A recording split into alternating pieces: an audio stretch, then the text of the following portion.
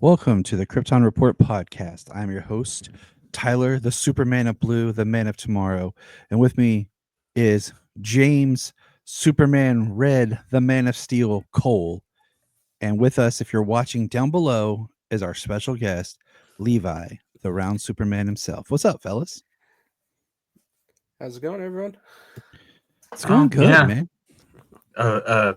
Day saw the first friggin' snowflakes of the year. Yes, it did. It was quite peaceful. I had a big day at work and I actually got to go in late because I had worked so late yesterday. So it was a nice relaxing day. I got to chill with Jania this morning and it was nice.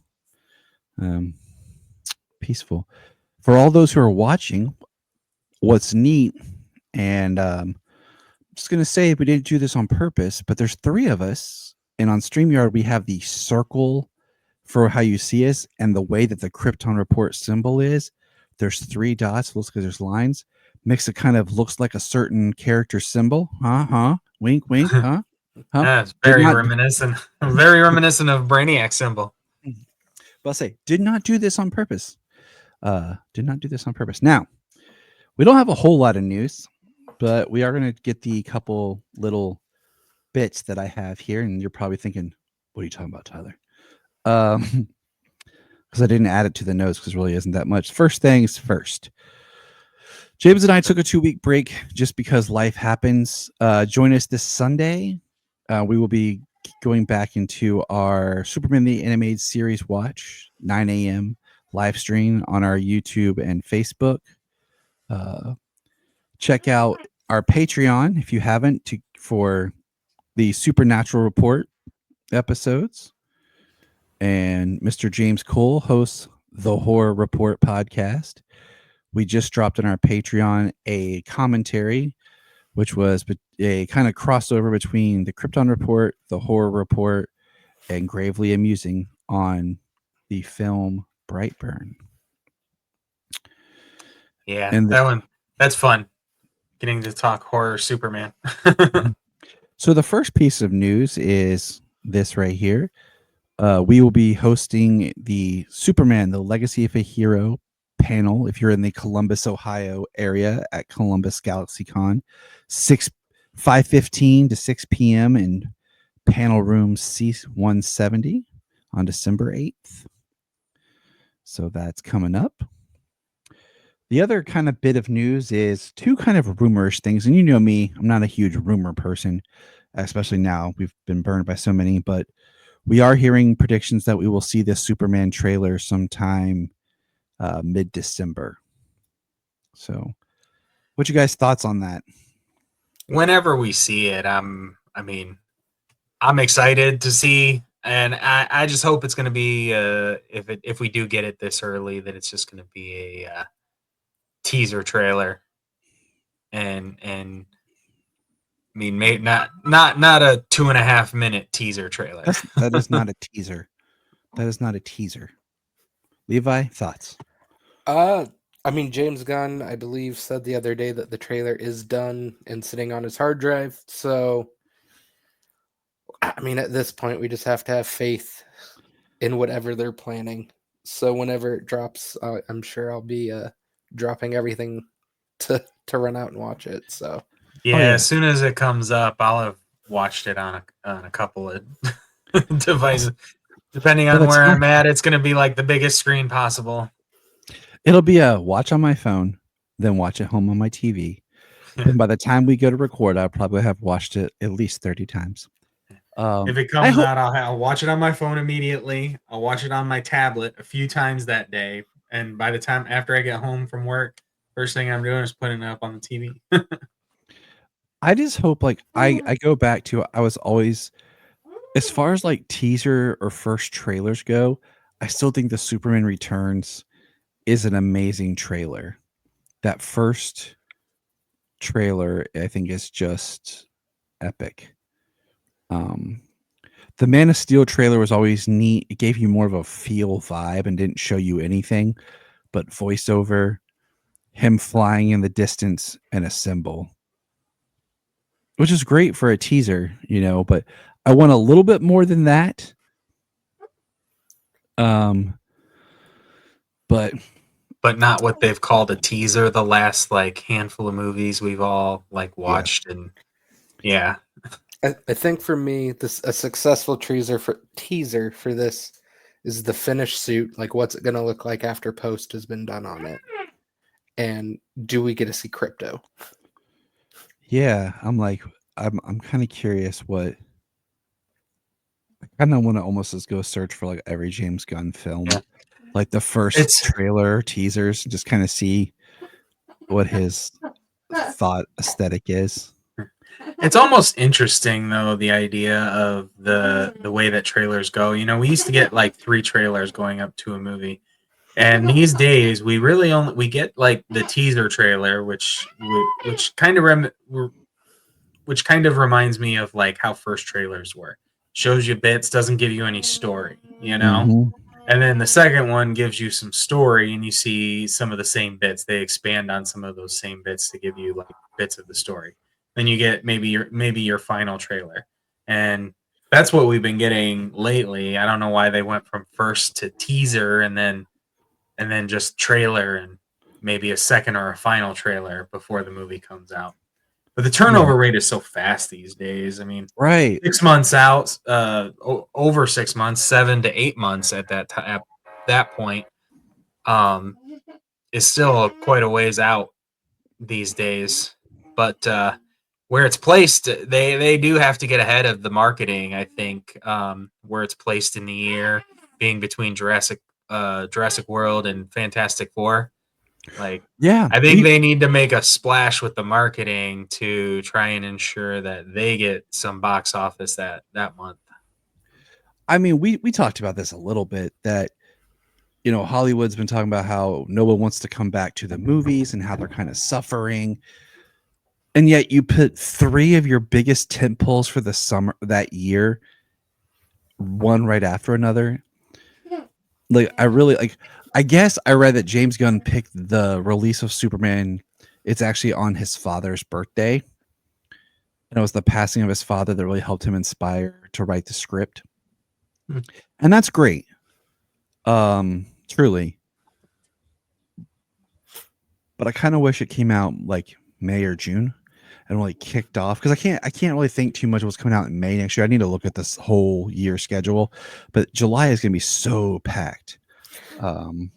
Especially the comic book genre, really since COVID, Marvel's had years where they put 3 movies in, and then 1 this year, and then DC's gone how many years without having? It'll be like a year and a half, 2 years since DC had a movie in theaters. Well, yeah, it'll be almost 2 years. Yeah, and that's good. That's a palate cleanser, Yeah. I mean, except for, of course, Joker, but We don't talk that about doesn't that, even James. say DC. James, shut up. And it doesn't even say DC in front of it. We don't talk about that, dude. But okay. The other quick things was, I mean, we talk about the Joker. We don't talk about Arthur Fleck. That's what you mean. What do you call it? See, now I can't remember. Dang it, James. Joker threw you all off. No, I was thinking James Gunn, I saw he posted a thing. They're raffling on eBay tickets to the premiere and after party for Superman to raise money for veterans. Yeah, I'm not bidding on that because I can't afford to bid on that. If I could afford it, I would, but Frank I'd have to Grillo sell it. Frank Grillo commented on the trailer, said it gave him goosebumps, and of course it did. And then the other was, supposedly, I haven't seen confirmation of this and I haven't really looked, but James Gunn showed like a special audience a cut of the movie, and I'm like, okay, that's cool, but it's still like early in post, like, so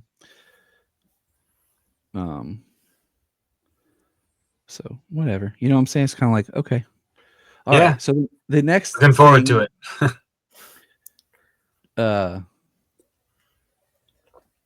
The next thing is the Green Lantern statue that was presented in Hollywood recently.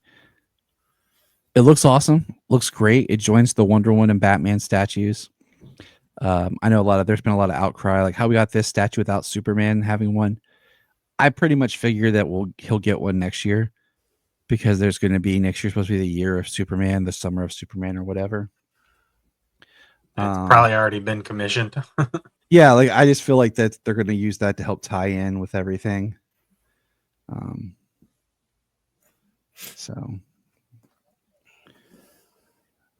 But that's literally all the. The statue does look amazing. Looks fantastic. Yeah. So while we're talking here, I was looking up the movie slates. Yeah, June has the Ballerina, Pixar's. So Pixar's next one and the live action How to Train Your Dragon come out on the same day, but then June 20th and June 27th don't really have that huge blockbuster. So that could have been something. May has the Thunderbolts, May 2nd. And then May 23rd is the live action Lilo and Stitch and Mission Impossible, The Final Reckoning. So, yeah. I think they have room to kind of spread it out. But I mean, but then you look at it like, I'm just saying, like when you think of the summer, Jurassic World Rebirth, Superman, and the Fantastic Four. Like, I really July's a big month. That's just too much, but yeah. And out of the three, I would want to see in theaters Superman and Fantastic Four. Oh, I want to see them all because Jurassic. I want to see them all, but I've missed the last. Two Fallen Kingdom and Dominion. I didn't see either one of those in theater. I miss Fallen Kingdom because it came out when my grandfather died, like that same week, and what do you call it? He died, and then I started a new job, and I just didn't get around to it. And then I saw Dominion, and this will be. I don't know what to feel about this movie yet because I like the director and I like his style. And this is the Talk About Movies podcast, but we have a lot of stuff to cover. So we brought Levi to join us because we always wanted Levi, and poor Levi has been sick for a while, and we're glad that he finally has healed his body through his green Kryptonian crystal while he wrapped a blanket around him and stood in the fireplace. And but our comic, we are finishing up our run of the New 52. Superman. We did Superman, Action, Superman and Wonder Woman, and we have come to the conclusion where it ties into the launch of the Rebirth line. We decided to do it this way as we ran our experiment of reading just the trades to see if that's the way to do it, and we've kind of come to the conclusion that no, it's not. Not at all. That's why this trade is the Final Days of Superman. It is Superman books, action books, Superman and Wonder Woman, and even a Supergirl issue in here. And it's Superman, and it's Superman and Batman, which we didn't. Oh, and a Superman and Batman issue, yeah. Which we didn't cover because that book is weird. Because it is. Because for anyone who doesn't know, that book starts where you're following Superman and Batman of Earth 2. Then they die, which is part of the launch of the New 52. Which is how I read the Earth 2 series. And then it transitions later to when we're in the depowered Superman for a little bit with the super heavy Jim Gordon Batman before eventually catching up. So we just didn't focus on that one. But there's a very and even in this, okay, is what we're about to read here. There is a reference to a book that was, I don't even consider it part of the New 52, it was an outlier. Just I thought it was its own series, just a side kind of story. But then they make a reference tying it into the events. And we'll talk about that here in just a moment. Does everyone have their comments pulled up here? Or it is your choosing to read? Yes, I do. On my DC Universe app. So I have mine on the app. There are still some things that annoy the crap out of me. How you like once you read something, going back to it on the app, where it doesn't really come right back. Right. Well, when it comes to books that we're reading and things like that for this, when I wanna bring them right back, having them in the downloads, like a physical downloaded having it physically downloaded so it doesn't just move on.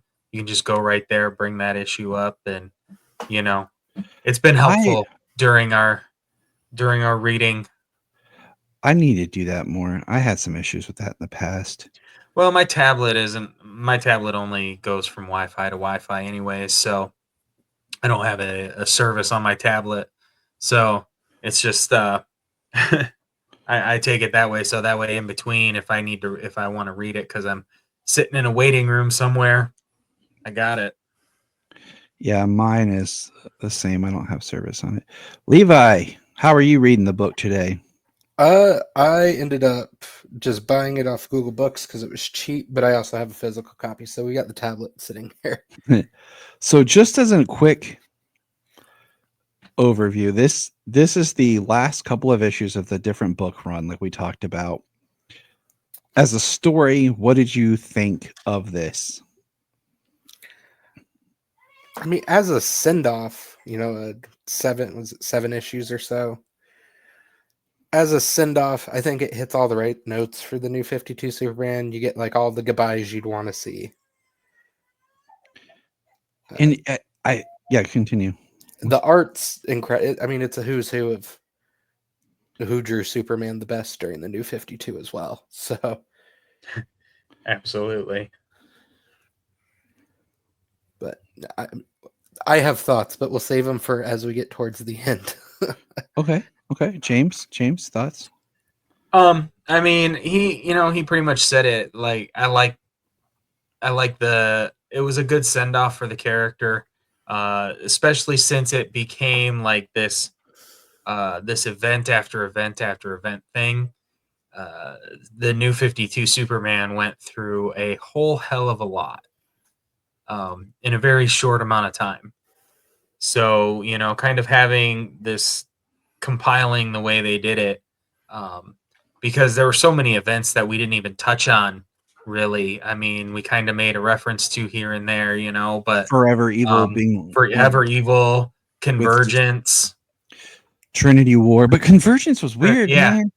Trinity War, but they were still involved, and there were still like these I mean, damn near Omega level events over and over and over again. Things happening to Clark. So he never got a chance to breathe. No, not at all.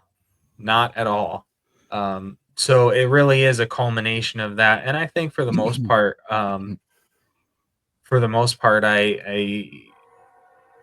think that it worked with, all the character interactions, the character relationships, the goodbyes. It was pretty good. There were some story beats that I don't know, didn't need to be there or didn't connect or give too much extra. Like, I mean, we'll get into it. The idea of the Argus and them being in China, different. Like, I'm not sure exactly how those things connected. So, but we can get into that as we. It's the new 52's problem with Superman of they never knew what they were quite doing with them. So they're wrapping up random plot threads in this so they don't have to deal with them once mainline Superman appears again. And you know what? Like I was reading I was reading New 52 Superman and everything, and I think having not read the Lois and Clark miniseries and then just reading this, how we've done it, I think the emotional impact hits me stronger. Of like, and I've always had a problem, I've said, with the fact that it seems like Superman doesn't matter until he dies. Right. And here we are at another death of Superman story. And it's like, I think having read it the way we did, it's definitely hitting us harder in the feels. So, right. This is definitely more of an all-star death of Superman than a knockdown, drag out fight, beat to the death Superman. And since we aren't going into the next phase of books into our next year or next month, as we get to the end of this, we'll kind of just, for people who maybe not know, just kind of touch on where this goes. But let's start. We don't have to go issue by issue, but we can just kind of go through and touch on like high points or just discussion points. But let's just talk about the first panel, full page, Clark's face or Superman's face. And all it says is, "I'm dying." I mean, it's a beautiful page. Michael Janin really killed it with this issue that he did. Yeah, fantastic portrait. And then is it the third? I'm looking at it, so like I got the third page, I think. Yeah, which would be a splash page. Where it talks about, the fire pits of apocalypse. Which is the Dark Side War in the Justice League book. Yep. The Kryptonite Chamber Room at Argus, which we covered. And then this is the one, his battle with Rao. And this is the one I was like, okay. Because that came from Brian Hitch's Justice JLA book. Oh, really? Which I love, but like it was not New 52 at all. Exactly. That's my point, is when that book, because we already had a JLA. I can't even talk. We already had a JLA in the New 52, which wasn't, the usual JLA. And so that felt like just it was a side book when it came out. That was like, if you want Superman and the Justice League, but you don't want to be in continuity and all that, read this. But then here they are kind of bringing that in as if it's happening. That Superman and that, because that's what I really, really enjoy that one. But that is not the same Superman. He doesn't act like New 52 Superman. Like the only similarity is, I guess, he's in the same suit. So I need to reread it. It's been a while, but I was kind of like, huh. But so basically, we're in this point where he's in the fortress. Yeah, I didn't know where that one came from. And he's angry because he's dying. He has all this he has to accomplish. So, all right, you guys' thoughts? Anything on this in this first issue? Go. Whoever wants to talk first. I mean, other than the art being gorgeous, the interaction with Lana, which is great, and that's one thing I have to praise this New 52 for, is really making Lana a wonderful character. The self-admitted in the issue morbid desire to be buried next to his parents. Like, it's a very like touching, sad moment, because I remember reading this the first time when it came out, because I hadn't been super up on the Superman comics, and then reading this and being like, oh man, like I really need to go back and dive into the Superman again.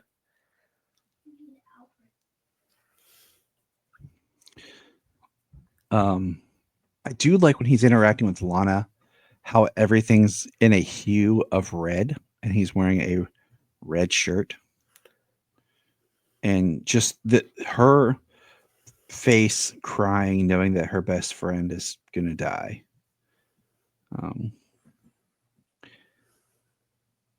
And then him going to talk to Lois and taking her on the flight, and that's really the first issue. It ends with him saying, "I want you to tell the world about the life of Clark Kent and Superman." Yeah, and then you got that little bit of that Chinese, that Dr. Omen in the lab in the beginning, and go ahead. I don't quite see how that connects to the the energy that flies through and blasts this guy in the truck. Well, all that is what's setting up the Superman of China, the Kong Keenan story. Which I'm not gonna lie, every time that particular side story pops up in this graphic novel, I flip. I will tell you, I don't feel like it. So it actually doesn't have a connection to. Okay, so it doesn't actually have a connection to the convict who gets hit with Superman's powers.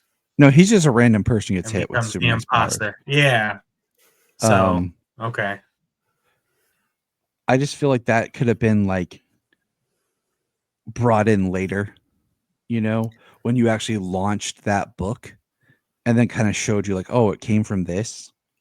It reminds me when they tagged on the Shazam stuff in the Justice League comics at the beginning of the New 52. But see, I like that because it was back to having backups in the backup comics, kind of like when they did Black Mirror and they had some of like the not Black Mirror, what do you call it? It was when Scott Snyder was writing like in Detective and he was doing like the backups with James Gordon. Like, I liked having those stories. I didn't say it was a good idea they did it here. Okay, fair. It's not the best way to introduce a brand new character. If you're doing it to introduce Shazam into the Justice League, that makes sense. It's a character we know, and you're introducing the New 52 version, but no one knows who the Chinese Superman is because you guys are inventing him on the page right here. Yeah. And I mean, my thing is I like that character and I like that run. I've talked about it before, but I kind of wish they could have found a different name for him than like the Superman of China. Like I just kind of wish, they just kind of felt they found a different thing. So it's one of my issues with this story, not because I mean, if it's a good, I haven't read any of it, but if it's a good run, it's a good run. But this is a death of Superman story that you're interjecting that into, and we'll get to it at the end because I have big thoughts on the last issue. I mean, it's almost like another introduction of your other Supermen like Steel and John Henry Iron, Eradicator and Superboy and Cyborg Superman. But I mean, all those came, after the death. They did. But in a story, a little foresight in it, but yeah, no. So I didn't see how it did connect, but I see the difference in the blood. Wasn't sure how the solar flare energy that freaking hit the guy. I just connected to that over there because they were tracing it over there, and I guess they went to the wrong location. Yeah. Okay. Because the other guy was at Argus. So the second issue is the Batman Superman, where he's in Gotham, and this one is basically him going to tell Bruce. And what I like most about this is the stuff that takes place in the cave. Where he tells Bruce what's going to happen, what's going on, and he's leaving. Alfred takes a moment to talk with him, and you just kind of see Bruce sitting there and smashes his computer because you're missing the really awesome page right before where Superman's carrying Bruce. Oh, Bruce tells him, "You're really pissing me off." Oh, I mean, that is great. You're right. But other than that, like, there's not much else I really care about in this issue. Because we do have this imposter Superman that's basically possessed by how would we say this? He's possessed by the solar flare energy that was consciously brought to life. Even for me, that's a little bit of a stretch, but we'll go with it. So at no point does it make sense in the story. It's one of those things you just have to roll. It's like in Smallville when they would get hit by lightning and they were touching Clark and his powers would just magically transfer. Same thing. The kryptonite was the ultimate MacGuffin, okay? Because in Smallville, it did whatever you needed it to be. So when they give you the explanation later, it was you were hit by a bolt of sentient energy that was infused with a mutated copy of my genome, which is why you think you're me. Smallville. That is Smallville's storyline right there. I bet we could go find an episode that said that somewhere. I mean, it was the catalyst. Kryptonite was the catalyst. It did whatever needed to be done for that episode to get your freak of the week. So, but this issue we see that Clark gets attacked by these. They represent like the Chinese deities, and he's bleeding, and he says, the issue ends where I've got to get to National City so I can find Supergirl. And then we get the third issue is a Supergirl issue, and I read a good chunk, maybe all of the Supergirl, the New 52. It was an interesting book, and I feel like it had trouble finding its footing at times. But he basically, the big thing is here, he breaks in and he thinks he's rescuing her, destroys the lab, but she tells him how she had issues with her powers and what had been going on with her. And I feel like these two characters never got a chance to really come together like they should have in the New 52. They were always at odds with each other and always apart. They did some weird stuff with Supergirl in the New 52. I mean, she really was never around Clark like she should have been. The only thing I thought was neat that they did with her is when they made her a Red Lantern. Yeah. I thought that was probably her best story beat. And then we have the guy who's possessed by the energy show up at the Daily Planet saying he's Clark. And he kills some reporters and terrorizes. Lois eventually takes him out with a taser, which is an interesting thought because, I guess he wasn't full energied out. And then this is the first time Clark takes Kara to the fortress, and she sees the fortress, and he has himself as a AI in the fortress. And he basically. Oh no, she has a key to the fortress because he tells her that what he gives her opens up everything. She's been. I mean, he gives it to her though. He gives her the fortress, yeah. So, because wasn't this a new fortress he just rebuilt? Yeah. After Vandal Savage, fused it with his ship. With the Watchtower and his ship in Savage Dawn. And then this issue ends with Wonder Woman standing outside yelling, "When were you going to tell me?"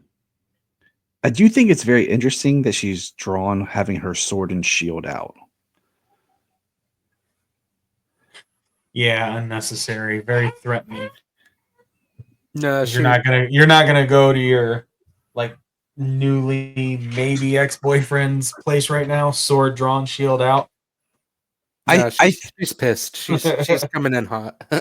So Levi, let me ask you, how do you feel in these books about the relationship of Superman and Wonder Woman?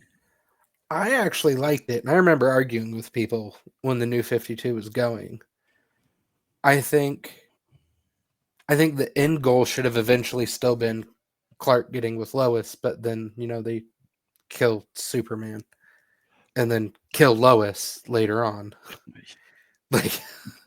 But the Superman Wonder Woman pairing always made sense to me when, I don't want to say they're younger because Wonder Woman's 10,000 years old, but when Clark's younger.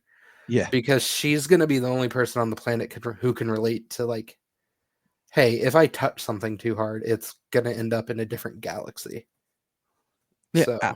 You know what? When it first happened, I liked it. I thought if you're trying to really restart these characters without just putting them back where we left them, well, like you said, with the end goal eventually getting back there to build new stories and create new things, great. But I think rereading it this time, knowing where it goes and how it goes, I appreciated the Wonder Woman Superman relationship even more. And I liked it even more knowing where and how this story is going to go. So it bugged me not to change too far. Like the animated movies that draw so heavily on the New 52 stuff, they just abruptly end the Superman Wonder Woman relationship to do Death of Superman and have Lois and Clark be together. So I'm glad the comics never did that. Like they let the Wonder Woman Superman relationship play out until this, at least. But yeah, there was supposed to be a sense of time passing though, kind of in between those movies. So well, and then the way that they played it out though, still how friendly they were and how familiar they were with each other, I think worked really good in the Death of Superman. I mean, they kept a very cordial relationship, and it worked quite lovely and quite nice. Crap. What was I going to say? If I remember right, in those film series, there were supposed to be a couple more movies that they kind of sped through. There was, they did, yeah. And to get certain beats to finish them up. So, all right. So the next issue is the Superman Wonder Woman issue, and I love how the first one is once again a splash page of just Wonder Woman. Like the art is great, and she just says Clark, and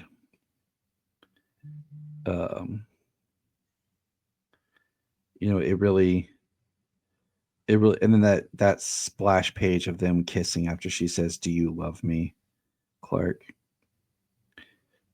And I really think the art for this is, but this is where we go and we meet. We tie back, like you were saying, to Jeff Johns. What do you call it? We went over the Ulysses. I couldn't think of it. Yeah. And basically, the sentient energy Superman comes alive, helps break Ulysses out, so Ulysses gets his power, and fights Superman. And this is where he realizes he's weaker. He comments on it, and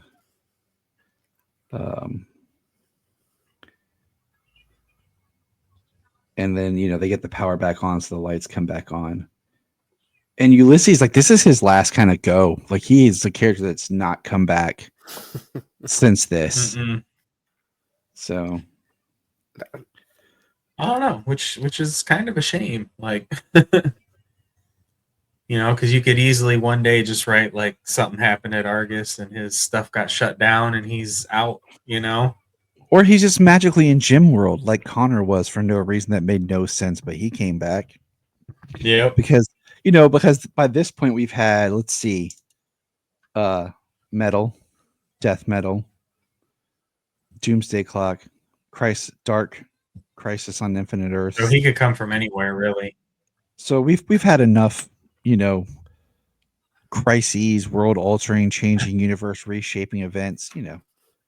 I mean, we even had Wally West appearing from Barry's memory, basically, to start Rebirth. So yeah, and then we had the Rebirth Reborn thing that kind of synced the whole universes as one. So good stuff, man. The next issue is the next Batman Superman, and it shows Batman. I mean, you got Convergence that happened before that, and you got but all Convergence did coming back in the story. The only thing that Convergence did was that's how we got our black suit Superman. Yeah, and then that's how Earth 2 restarted with the society and everything. That's the only fallout that we had from Convergence. Everything else was kind of just like, oh, this is kind of neat. Wink, wink, It but that's how we got our Superman, was from Convergence. But don't they even kind of retcon that later on with Doomsday Clock? Oh, dude, because you got to get to Reborn, where it syncs up all time happen together because you have. We'll talk about that at the end, but basically, that's when you have the idea that Dr. Manhattan.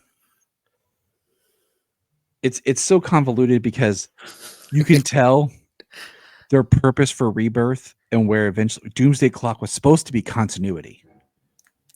But it took so long to get done. By the time they got it done, it's kind of a continuity, but on the side story. Because if you look at the original art for Doomsday Clock, it's Superman in the costume that he was in the comics at the time. Yeah. But by the time they got there, he was back to his regular costume where Bendis had put him.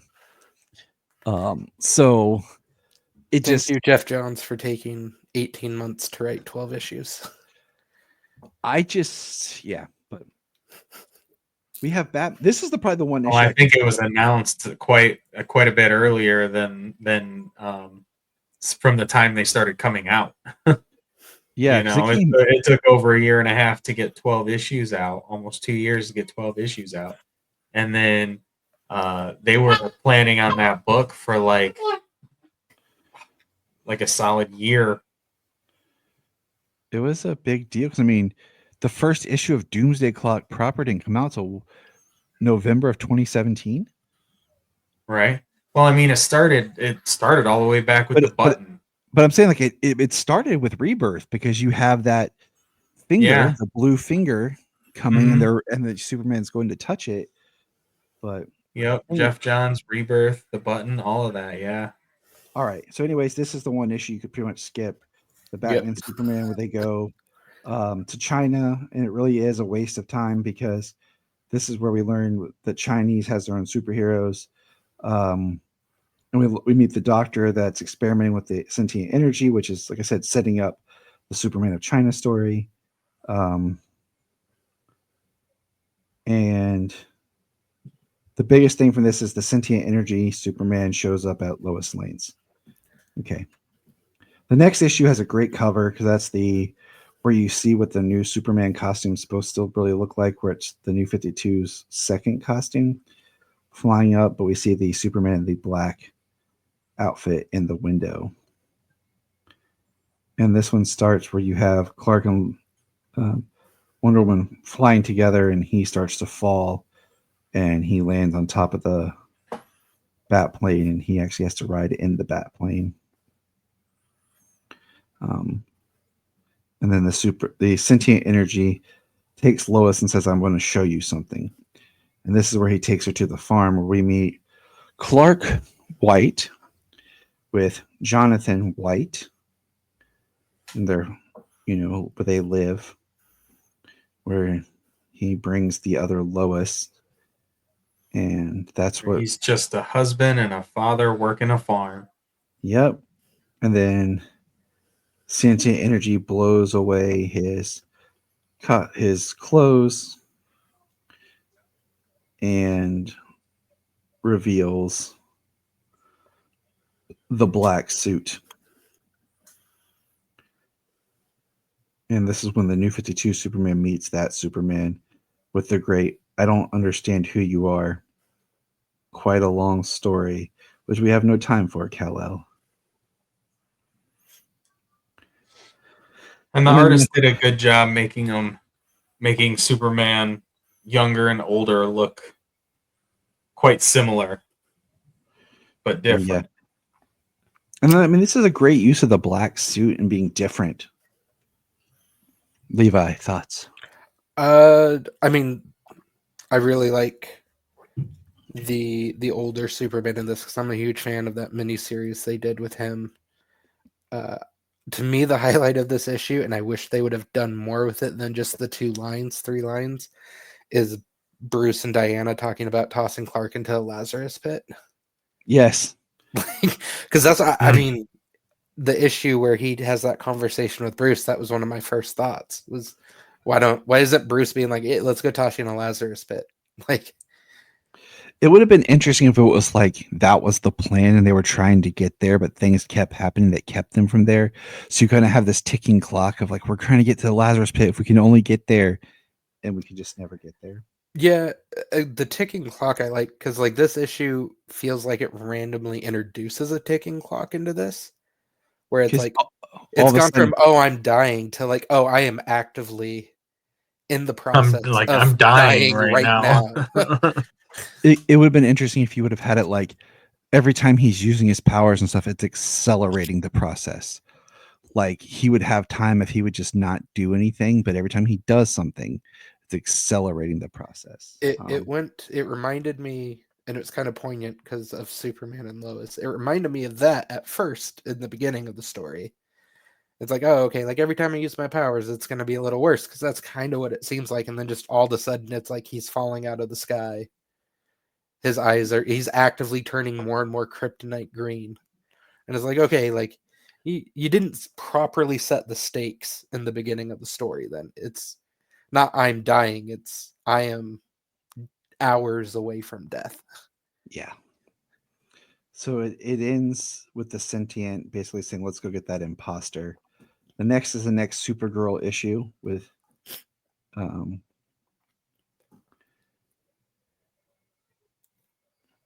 and this is where they start, basically Lois is still there and Clark's trying to protect Lois as they fight and battle this energy. And this is where we get the Superman showing the fortress he made. This is the bearded Superman takes Jonathan and Lois to and hides them in the other fortress. And then we have, this final big battle where we have Superman and Wonder Woman battling the energy together. And Supergirl is powered up and, she flies out to help him. And it ends where the sentient energy is holding on to Superman and says, you'll finally see I'm the true Superman. Thoughts on this issue?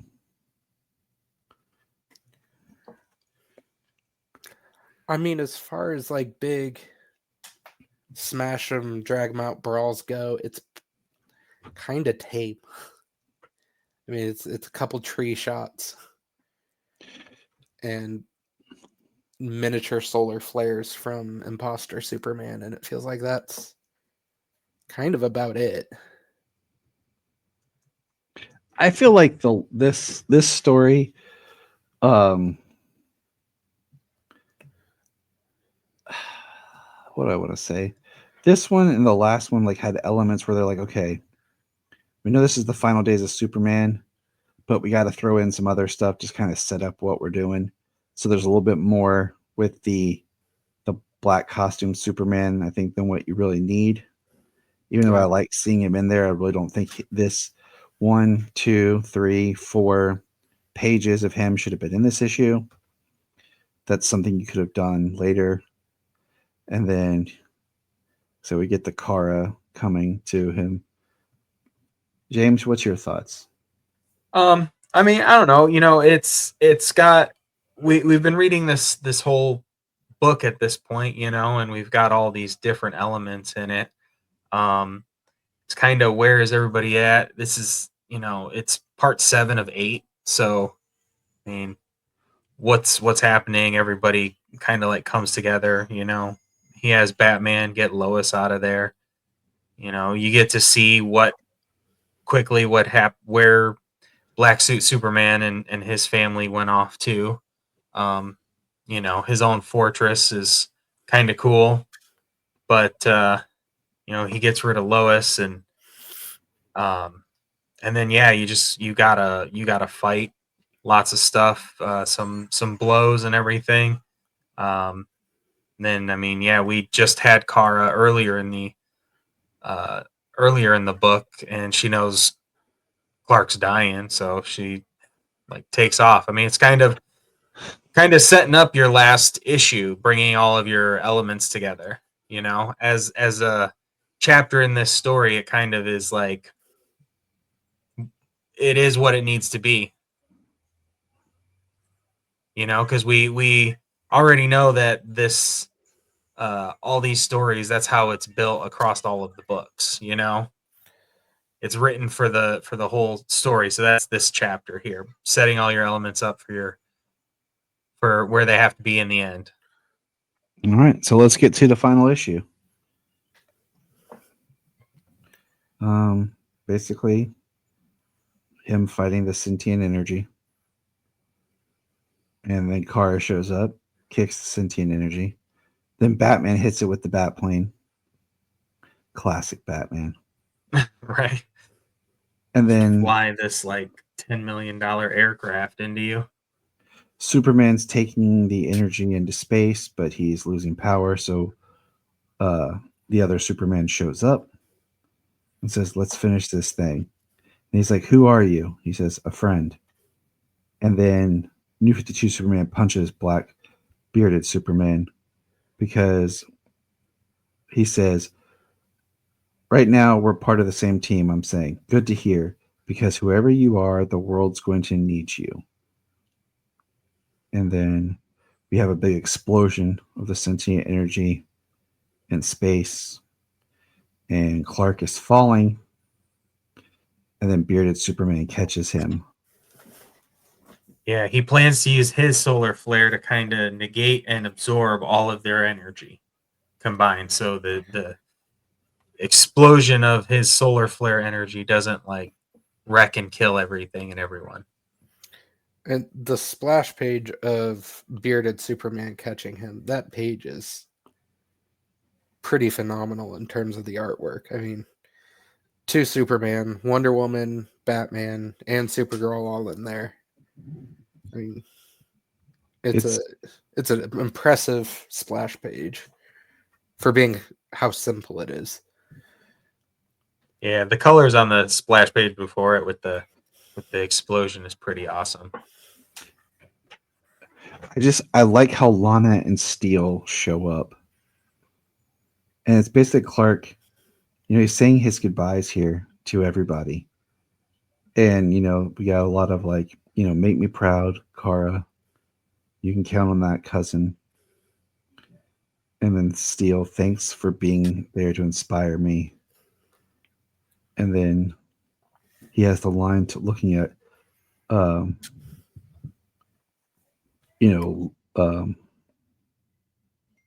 Wonder Woman has the "Let's go, darling. It's all right. Your parents are waiting for you." And he has the "What a lucky man I was." And then he basically like explodes with energy, and we see like energy shoot to Lois and Lana. And it says all that energy, his body consumed itself from within. And here is my biggest problem with this Death of Superman story is they literally turn him to dust. Because it feels like their way of being like, not only is New 52 Superman gone, he is never coming back. Like, this version is done. Here's classic Superman that you guys have been clamoring for. Don't expect to see New 52 one ever again. And it's kind of a weird, cheap. But then we see like Around the World Without Superman. We see people reading the paper. We see the tease of like, and that's what's funny is like this is the end of the New 52, but yet it's still labeled under Rebirth. Because it is so much setting up everything. Because we have Lex looking at his Superman Lexo suit, and then Lois is writing Superman: A Hero's Life by Lois Lane. And that's the end of the book, And Black's bearded Superman basically says, "I'll find you guys," and that's it, And it's kind of a farewell to Superman, to that story. And it's kind of bittersweet. Like that's the Clark Kent that we've been following all this time. And then of course we go on later to have it kind of retcon that this Clark of the New 52 was basically the red energy of Superman. That's why, we get into the Rebirth, Lana is like electric red, and then Lois has powers, but then she ends up dying. And so it is like the energy here. They used the death here to set up more, and it was interesting. like it's funny to be able to look back on it, like they got struck by this energy, and that's where they have these powers come from. And that's what I'm saying. Like, it's a death, but at the same time, it just sets up everything. Yeah, and then we get the reborn storyline, and they come together. I actually have to read that story. It's such an odd. I like this ending for New 52 Superman. Like, it's a good send off, and then like, I guess my issue is also what comes after, because then you get into the Rebirth Superman, and you have the issues of Bruce showing up to confront the new Superman. Like, oh, we don't trust you, but we want you to be a part of the Justice League. And then within like 2 issues, he's the Superman we've known for 80 years. And they never mentioned that, like, oh, you remember when that other guy died? Yeah, and I mean, that's I think why they kind of end up pulling the reborn thing, is it's what brings the Superman story really to the full. I was going to say, yeah, that's where they merge. They merge the two energies, the red and blue, making the full Superman now, and bringing the whole world that everything happened somehow. And that's what really kind of solidifies the rebirth of the DC universe, that everything from the past DC universe and the New 52 all happened. So, but there we have it, everybody. And then even more happened after that. And don't forget Dr. Manhattan running his experiments of a world without Superman for infinite time. Yep. Yeah. And then we get Doomsday Clock that Superman keeps reappearing over and over and over. Because that's the whole point. What if Superman appeared in the 30s? What if he appeared in the 40s? What if he never appeared? And shoot, I lost my track. Oh well. My bad. No, you're fine. I have thoughts. Go ahead. Go for it. We were talking before we started recording. I'm a huge New 52 Action Comics fan. So like, as good as the send-off is for this version of Superman, to me at the end of it, it's still kind of disrespectful, because it's like he dies and this really nice send-off where he gets to tell all his friends and family like goodbye, and okay, it's time for you to go be with your parents. And then within like 2 issues, it's like he never existed. Yeah. It is rough, because like I have to reread the beginning of Rebirth and Trinity. Did you read the Rebirth Trinity? Because all that took place before the Reborn, so they're still kind of like, you're Superman, but you're not. I've read the Superman solo from Rebirth and Action Comics from Rebirth, and then I don't know, the first 30 issues of Justice League from Rebirth, but I never got around to Trinity. You should check that out. So, but I agree. Like, this was a good book, but at the same time, it did more setting up for what we're gonna do, and it feels kind of like we're killing Superman, but he's still here too. Yeah, and even in terms of killing Superman, like there was no real build to it. I mean, there was like the clues in the stories if you're reading it closely.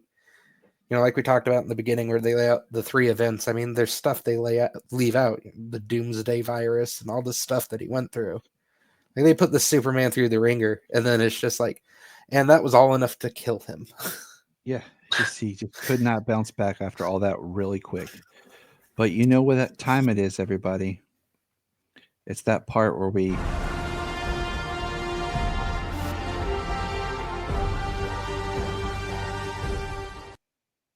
Superman and Lois time. We're in the final season. Levi, just real quick. Final season, last 3 episodes. Just Levi, having you here. Final thoughts, or not final thoughts, Jesus. Thoughts so far on this season. I'll keep them short. Tyler's the definitive Clark Kent, if you ask me, in terms of live action performances. I don't think anyone's done a better Clark Kent than him, and I don't know if anyone ever will. I also think his version of Superman's getting up there in kind of the best version as well. And of course, I think we've all said it before, Bitsy might be the best Lois we've ever had. And she continues to just put in awesome work this season. I really like Cutlets as Lex this season. We've never got angry Lex in anything, and he is full of rage. But I've got thoughts on Lex this episode because it feels like a very, very different Lex from what we've seen the rest of the season. Yeah, I have thoughts on that too. I'm just thinking. Yeah, I agree with everything you said. I have liked Tyler since he started. I think part of it is seeing Superman in a different place in his life, and the whole being a father angle really hit me hard. Yep. And it stays with me, as all of us are fathers. And I think that's going to be, I think no matter how good David is as Superman, I don't think he'll be able to really hit me the way that Tyler has, because of having that extra layer of being the husband and the father. And there's a lot in his Superman that I connect and relate to. Especially over what we've gotten this season, with how we saw how much he actually, especially with the last episode. But this episode, real quick, is called Season 4, Episode 8, Sharpe Dressed Man. And it says, Luthor challenges Lois to a live telecast debate. Though not everything is as it seems, John Henry and Clark face a troubling possibility. All right. Time to bust out the handy dandy notebook. See my notebook, Levi? Wait. Let's tape my Superman and Lois notes in. I have a lot of notes in this. I like the notebook. But it starts, okay, you're talking about a different kind of Lex. Like, think about that. It starts with him. He's been shaved with no beard. And I feel like the no beard angle is almost a symbolic way of him making himself open and vulnerable. Because if you think about, even in the flashbacks, he had the full head of hair and a full beard. And now he's completely hairless. And, he's, even in the flashbacks, he was still, and this is kind of funny because you're here, what I was referring to as Levi Lex, because, Levi jeans. Because he always was seen with his jeans and everything. But now we have fully shaved Lex in a business suit. To me, the biggest change, other than the appearances, for the first 7 episodes, the Lex that we've seen is like barely contained rage. Like, it is visible on Cutlets' face every time he's on screen for 7 episodes that he is furious at Lois more than anyone. And then this episode, like, it's very much more restrained. Like, it's still there if you're looking for it, but he is very, like, restrained compared to the rest of the season. And I think that comes from, if we look at the last time Lex appeared, the basically scene of where she's kind of like, like, yeah, but like, she basically says, you're playing this all wrong. And it feels like it becomes a submission to Amanda to kind of be led by her and what to do. So he's very much following her lead. Yeah, this is her plan in this episode. But yeah, I mean, I agree with everything that's been said. I mean, he's put in a great performance, and it's just really interesting to see how quickly their lives changed since the reveal. So everybody's dealing with their own thing in this. Lex and Amanda, and we get Milton Fine in this episode. Like coming into contact with John Henry, and let's just be honest, they've never yet say Fine. They just say Milton. They do just say Milton, yes. Who's a computer? But clearly he's still it's clearly he's still a brainiac, at least in this. Not the I say brainiac is in like he's like the smartest person out of everybody. I'm going with all the Smallville things he's Brainiac. doing. What'd you say? This is Smallville Brainiac. This is and that's what I'm like. My thing is, are they using Milton as a hacker?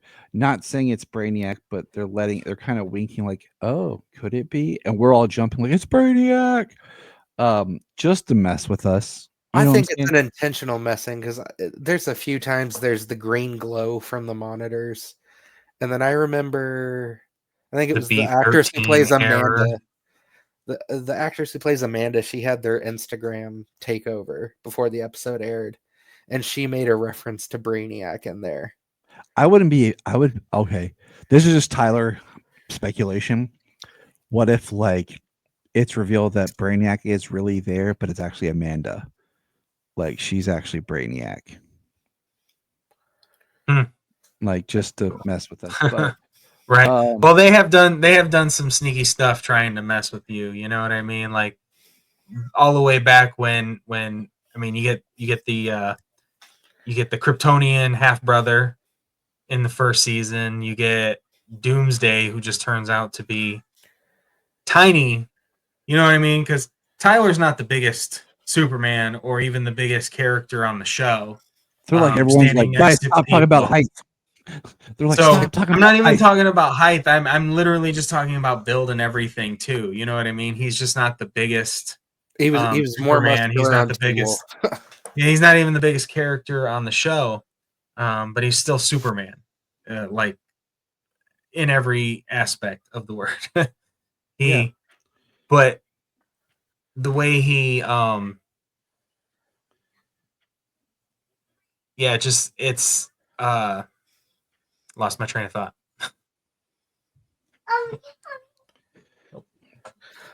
So I told you before we started filming, I had thoughts on the episode. Go for it. Here, I just want to throw this out.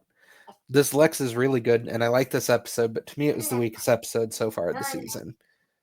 Because other than the Doomsday, him creating Doomsday, this Lex was never really presented as much of a threat on his own, and something John Henry and his daughter said when they were trying to figure out who was hacking their suits, and they're like, well, it couldn't be Lex, because this Lex isn't a computer genius. And I'm like, okay, so what made this Lex a bad guy? I mean, he murdered people, which is normal Lex Luthor stuff, but like, what was the threat that made it so Superman got involved? Yeah, like we're kind of, glancing over like the whole history. There was more to it, because there was the line earlier in the season where he said Lex Luthor's the one that discovered about kryptonite as his weakness, and was they thought was providing the kryptonite weapons, like during the bank heist episode flashback where he had the kryptonite like in his neck and Lois like pulls it out. And I agree with you. Like this, if I had to pick a weak episode, this one was the one, because I felt like Lex is he's off his game in this one because he's trying to play calm. He's going for the sympathetic. It's like he's deterred from the mission and the vision that he had. Well, he says in this episode, like he kind of has a sort of a breakdown because he can't control everything, a panic attack, because everything's not on it. He didn't set all the variables on the table. Having we didn't even mention that Godfrey is in this episode. Dude, you're just jumping ahead, man. where's the setup, James? Where's the build? You know, the build is they told us that Tom Cavanaugh was going to be in this season. Then they teased us with the names Milton and Brainiac. Everybody jumped that Tom Cavanaugh was going to be Brainiac, and they completely threw us for a bit by making him Godfrey. What did you guys think about that? I really liked it, and I was hoping when it happened, it was like, oh, okay, like Godfrey's going to manipulate this whole situation, which he kind of does. I was hoping it would be Lois is going to try and lay out the background of why this Lex is such a bad guy, and Godfrey's going to have like an explanation to make it all look like you're just really like losing it here, Lois. That's all totally normal stuff, and I was hoping this is the episode where we were going to get the backstory, and then it was going to come through Godfrey's part in the show. And I agree. Like, that is something I hadn't put a whole lot of thought into. It's just more of who this Lex was and what he was into that brought Superman and him against each other, other than the Boss Moxie faux murder. Just we know they had beef before that. Now, I know that a lot of people are thinking, oh, they've mentioned Godfrey, so that means Darkseid. It doesn't. There was, like, in Smallville, Godfrey appears in the final season before being possessed by, like, the Darkseid spirit or whatever. So this is just the person Godfrey. I don't think. No, if Granny Goodness pops up, I mean. Yeah, I don't really think we're alluding to Darkseid because we have 2 episodes left. I don't think we're gonna, get there. But it was nice to see Tom Cavanaugh appear. My other thought was nice that he was going to be in this season. I was hoping he'd be like the Harrison Wells, or he's Emil Hamilton on this Earth. That was kind of my hope. Oh, either one of those would have been interesting. Yeah, I don't feel like it's supposed to be a Darkseid. I think that's just kind of another hat tip to something in connection with Superman, to have Godfrey be in there. Still sowing the distrust, especially of the superhero. So I think it was great to see Cavanaugh in the role, and he played. He tried to play. He was talking about being Switzerland and like, being neutral. Holding being neutral, holding the line, and you knew that wasn't going to happen. I mean, come on. Can we? What do you call it? Looking over my notes here. First of all, one of the big things we have is that Lois is waiting to find out if she does or doesn't have cancer. Which we learned she doesn't have cancer. She's cancer free. So, that's great.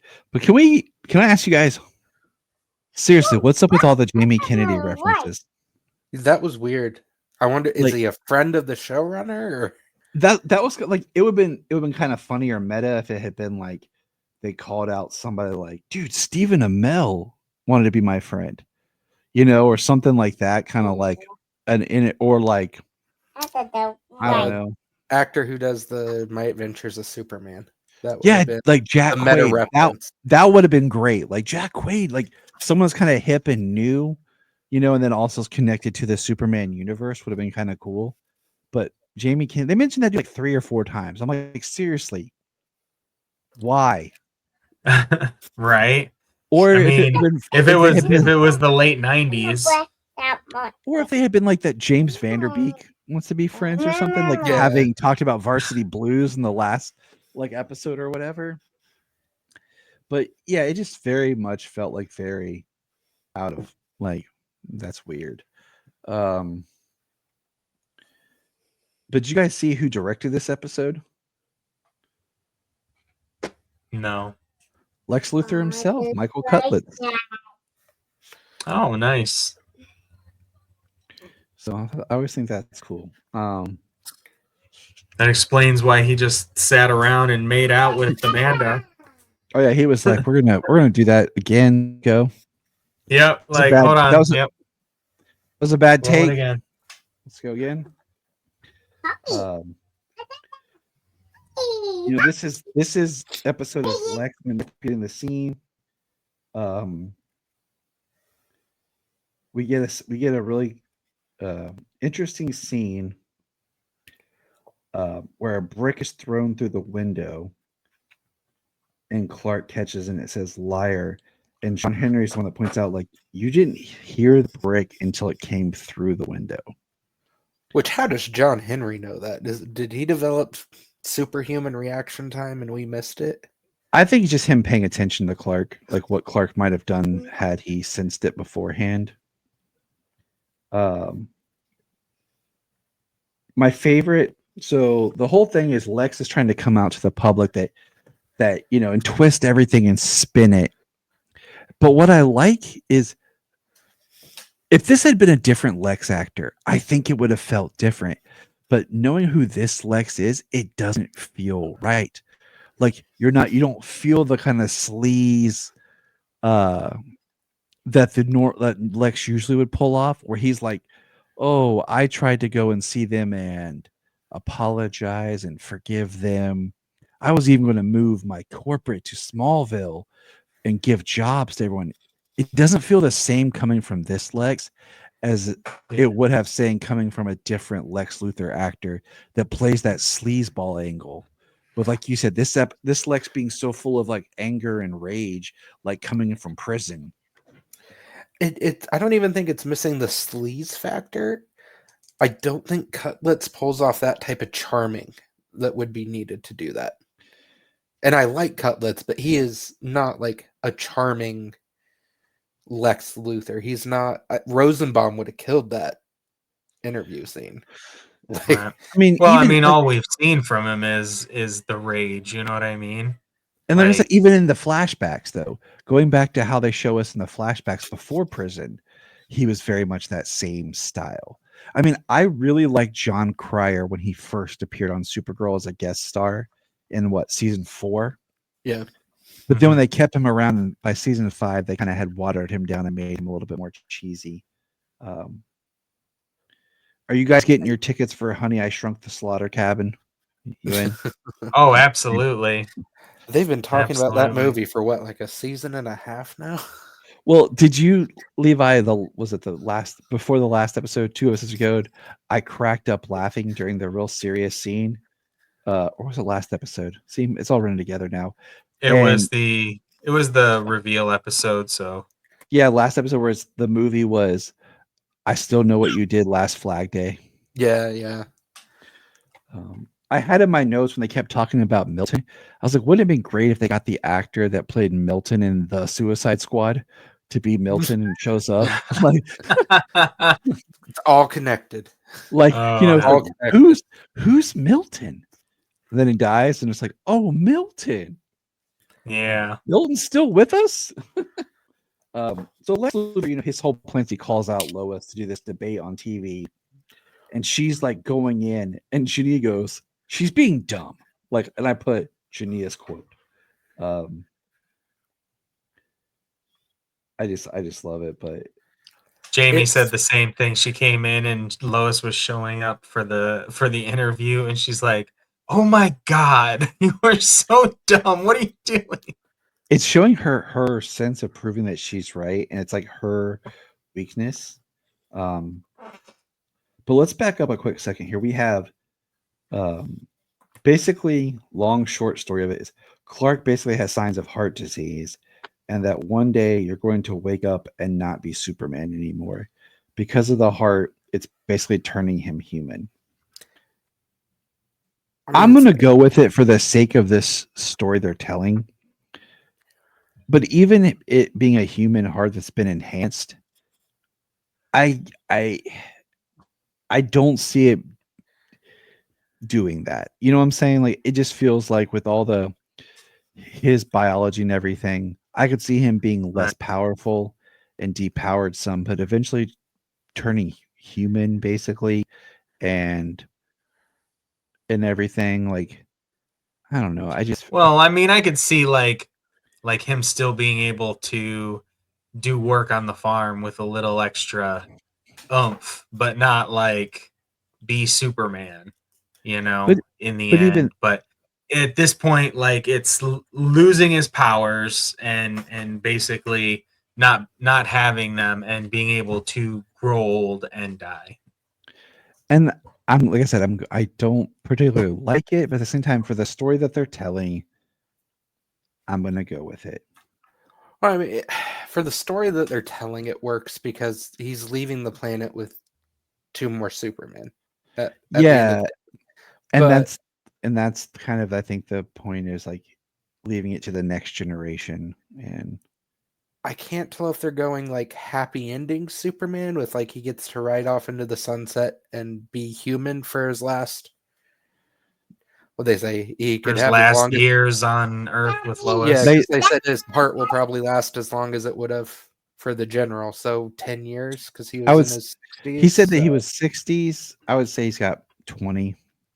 So is into by his the end 80s. of it, by the end of it, is he just riding off into the sunset and growing old with Lois, or because they were a little unclear? Is he going to be depowered by the end of this, or is he going to be dead by the end of this? Because I just two very different outcomes.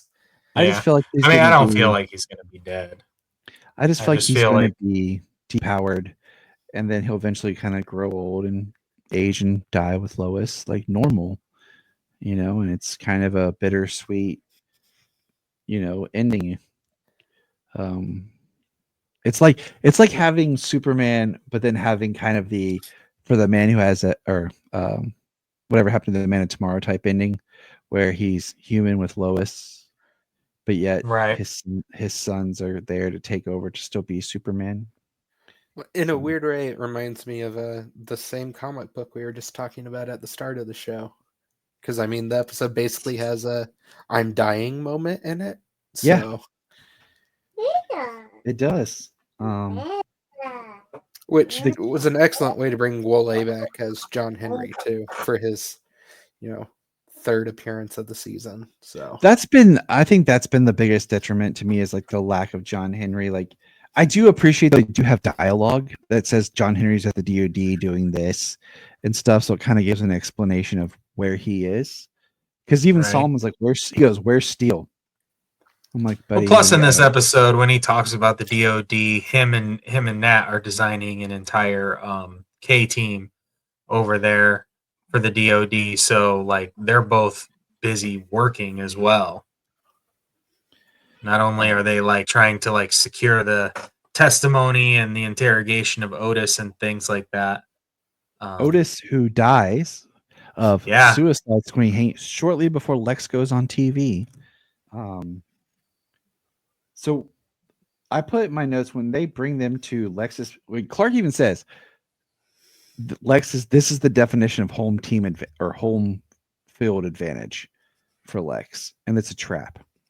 I'd be worried that they would be wearing kryptonite, or there'd be some sort of kryptonite, like, that he would have some kryptonite there, or some like low level red solar, just to mess with Clark, because he knows he would be there. But what we find is Lois has in her pocket Lex's daughter.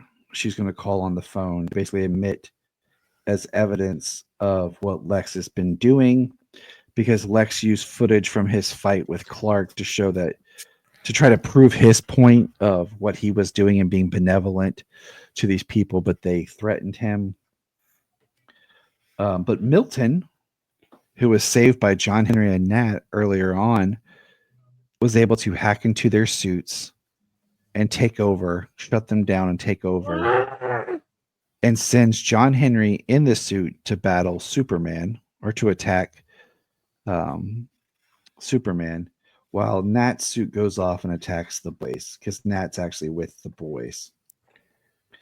Because we learned that Candace, learns the secret 2 episodes ago, and then when they tell everyone, Candace is being harassed by everybody, and I did like how he was just like, take the money. Yeah, he's like, take the money, tell him. She's being harassed and breaks up with John. And so they go to see her, at her aunt's house while what do you call it? We learned that Nat hasn't got to see Mateo very much because of just being busy with the DoD. So I got a question. I want your guys' thoughts. Yeah, sure. On Lex's plan here, revealing the footage of him getting his ass kicked. Because this is Amanda's plan, like revealing the footage in an interview and all that. So did Lex set up a camera thinking like I'm gonna get footage of me kicking Superman's ass under these red lights, and it just not went the way he thought it was going to? Because why else was he filming if this wasn't his plan? I mean, maybe he just wanted to have it like for him to sit back and be like, I got to kill him with my own bare hands. That was my thought. That's the only thing that makes sense is he wanted that like, this is the time I beat Superman's ass when he didn't have powers, and it proves I'm more of a man than Superman is. And then he just gets his ass handed to him in that last episode. So he held on to that footage, and she was like, all right, great. Like, now we can make you look sympathetic with it. Yeah. I don't want to say plot hole because plot holes get overblown in they do. online culture. Just because something's not an interesting choice. Yeah, just because something's not completely explained doesn't mean it's a plot hole. Jumping to the end, I was this close to thinking that at the end, Lex was going to throw her off the top of his penthouse. Because it was her plan. She made him look weak. She undermined him and was trying to take the control away from him. Because I was like going to be, because, you know, she put him in a vulnerable space where his daughter was almost exposed on TV. So I'm not the only one who had that thought. Oh, well, no, I mean, he did burn all our stuff, but still. But I mean, like you saw how he said, like we were so close to having Elizabeth. No. And but Superman, you want? Yeah, but they blame on Superman. Superman, like because he busted out, and I just kind of was like, what I wish would have happened. Okay, let's back up a beat.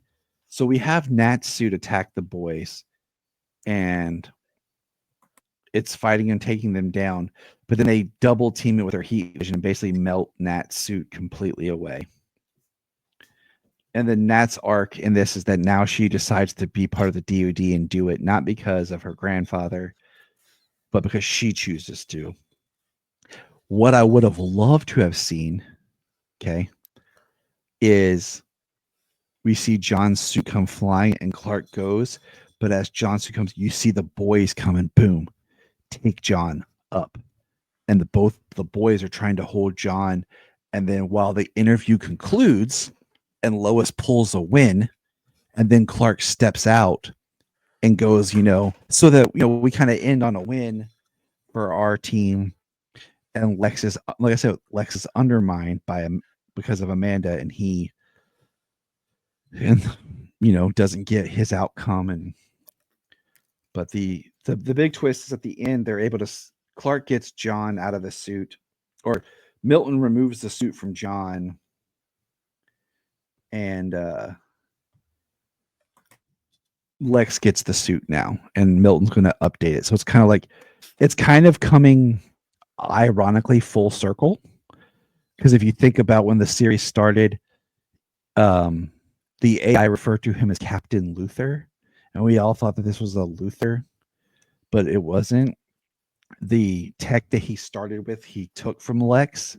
So this is going to be now Lex's battle suit. He's going to repurpose. So this episode definitely felt like it was all set up just for that moment. Like pretty much, it was setting the stage for. Not that they haven't said it's a 2-part finale, but it's setting the stage for episode 10. Oh yeah. Building up to the last 2 episodes. What do you call it? I feel like if there was an episode that I had to say was a filler more, it would be this one. I have a sense I have a sense that in the final episode we are going to get some sort of time jump.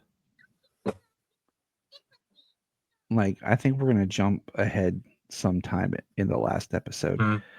I mean, I don't know. I don't know what the plans are. I expect like in the final moments of the thing, you know, to kind of have some kind of time jumps to see where like somebody is later in life, especially how personal these stories have been, you know, for the seasons. But this show's done a really good job of keeping its own especially this season, but the whole show of keeping its story going on, but like building up and coming full circle on things, like especially in this season with going back to Bizarro and the Bizarro Earth, and then coming around to season 1 where everybody thought it was Luther, like you said before. Like the show's done a pretty good job of, and each season bringing most of the elements around full circle. I would say that one thing I wish would happen, but I doubt it will, is I would love to get a new Steel suit for Steel to show up in more of a traditional Steel suit with these, you know, the riveted S shield and the cape on.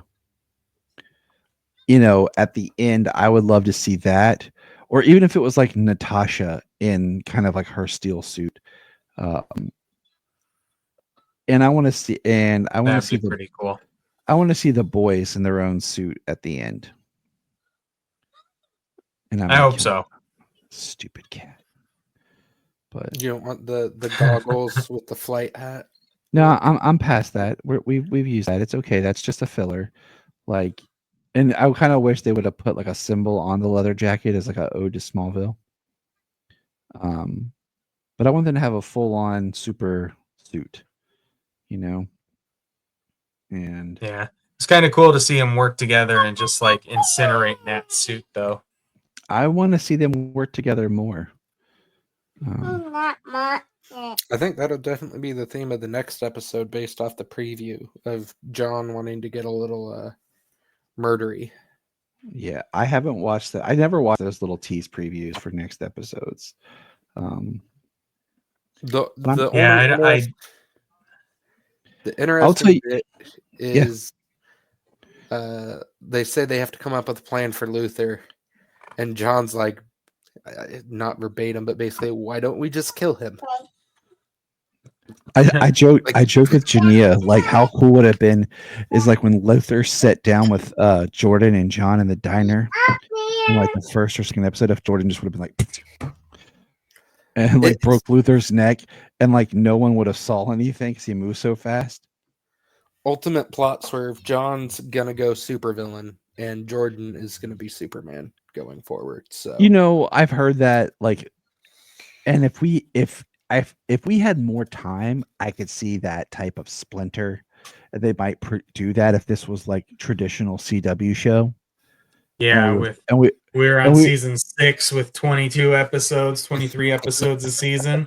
Right, you know, because I told Jania, like, there's enough story in this season alone. They could have made 2 seasons. Oh, 100%. If they would have let it breathe a little bit, and then like actually gave John Henry more and Kyle and the cushion, like we had been getting every other season, you know.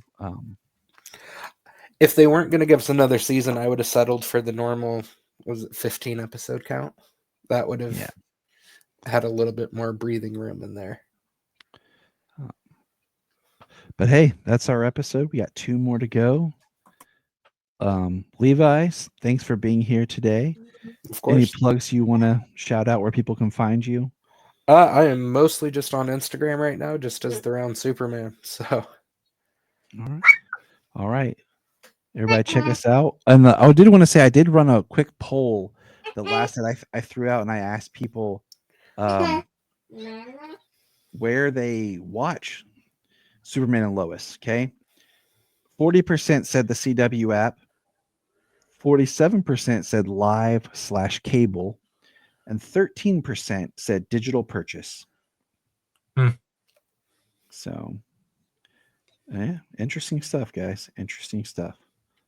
But that's it for us today. And remember, look up in the sky! Thank you for joining us today on the Krypton Report. We ask you check out our social media. We have a YouTube where we do YouTube specials. You can check out our dollar Patreon, like we talked about, where we do specials. Check the QR code here. And don't forget to like and subscribe. Follow us on X and all other social media.